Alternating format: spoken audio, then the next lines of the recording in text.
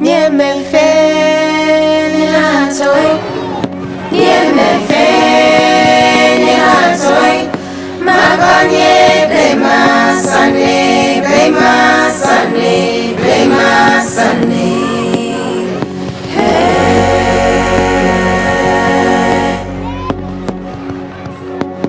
Nieme fe ni hatoi. Happy Homowo Thanksgiving. Homowo be eshe. Shidasa.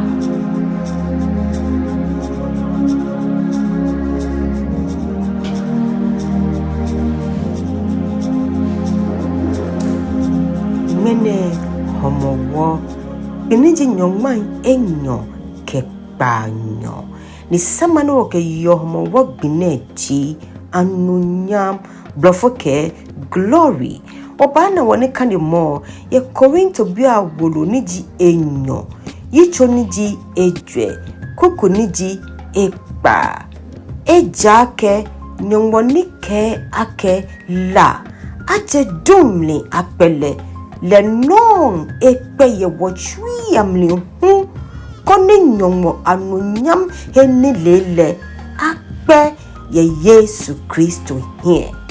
Amen. Homowo be eshe. Shidasa. Happy Homowo Thanksgiving. Homowo be eshe. Shidasa.